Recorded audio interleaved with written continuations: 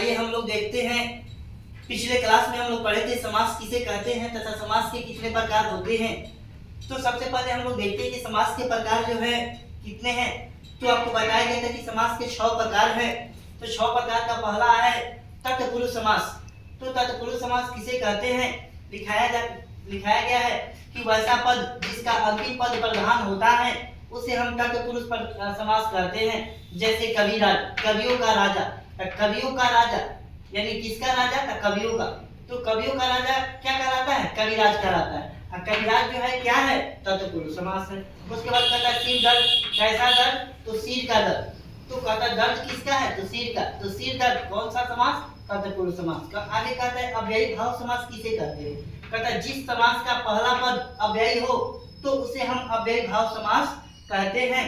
जैसे प्रतिदिन, इसका विग्रह कीजिएगा तब प्रतिदिन का मतलब क्या होता है, प्रतिदिन। प्रतिदिन कौन सा समास है, अव्ययी भाव समास। कहता है यथाशीघ्र, यथाशीघ्र यानी इसका मतलब कहता है यथाशीघ्र। जब इसका यथाशीघ्र का जब विग्रह कीजिएगा तो क्या होगा, यथाशीघ्र।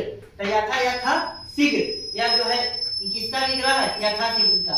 यथाशीघ्र की क्या है, कौन सा समास है, तो अव्ययी भाव समास है। आगे कहता है कर्मधारय समास। कर्मधारय समास किसे कहते हैं, तो जिस समास का पहला पद विशेषण और दूसरा पद संज्ञा होता है उसे हम कर्मधारय समास कहते हैं। जैसे नीलकमल, इसका विग्रह कीजिएगा तो नीला कमल। कमल कैसा, तो नीला। आगे कहता है महात्मा, जिसकी आत्मा क्या हो, महान हो, वही ना वो क्या है, महात्मा। जैसे किनको कहा जाता है महात्मा, गांधी जी को कहा जाता है। आगे कहता है महापुरुष, तो महान है पुरुष, उसको कहा जाता है महापुरुष। यह सब जो है कौन सा समास है, कर्मधारय समास। आइए हम लोग देखते हैं, 3 तक देखे थे। चौथा है बहुव्रीहि समास। तो बहुव्रीहि समास किसे कहते हैं, तो सबसे पहले कहता है यहाँ कि वैसा समास जो साधारण अर्थ को छोड़कर विशेष अर्थ ग्रहण करता है उसे हम बहुव्रीहि समास कहते हैं। जैसे कहता है लंबोदर, लंबोदर का विग्रह कीजिएगा तो लंबा है पेट जिसका या लंबा है उदर जिसका। तो उदर मने भी पेट होता है, तो लंबा है उदर जिसका गणेश जी को कहा जाता है लंबोदर। तो यह जो है लंबा है पेट जिसका, लंबोदर कौन सा समास हुआ, तो बहुव्रीहि समास। कहता है नीलाकंठ, तो नीला है कंठ जिसका। तो आपको इसका विग्रह किया गया है, नीला है कंठ जिसका, जिसको कहा जाता है नीलकंठ। नीलकंठ किनको कहा जाता है, शंकर जी को कहा जाता है। आगे कहता है वीणा पानी, वीणा है हाथ, वीणा है जिसके हाथों में, वह किन्हें कहा जाता है, सरस्वती जी को कहा जाता है।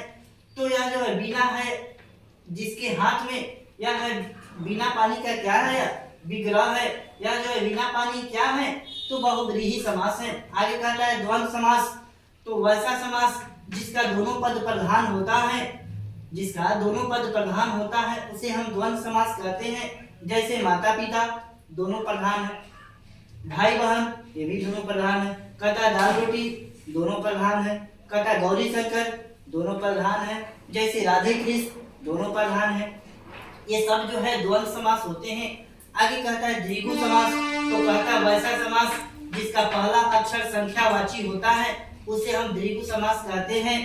जिसका कहता है पहला अक्षर संख्यावाची होता है उसे हम द्विगु समास कहते हैं। जैसे चौराहा, चौराहा का मतलब 4 राहों का समाहार यानी 4 राहों का मिलन, जिसे हम क्या कहते हैं, चौराहा।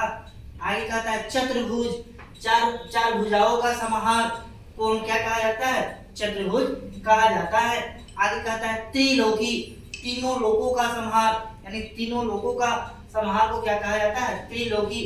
आगे कहता है पंचवटी, 5 वाटियों का समाहार को क्या कहा जाता है, पंचवटी कहा जाता है। यह जो है आपका कौन सा समास, द्विगु समास होता है।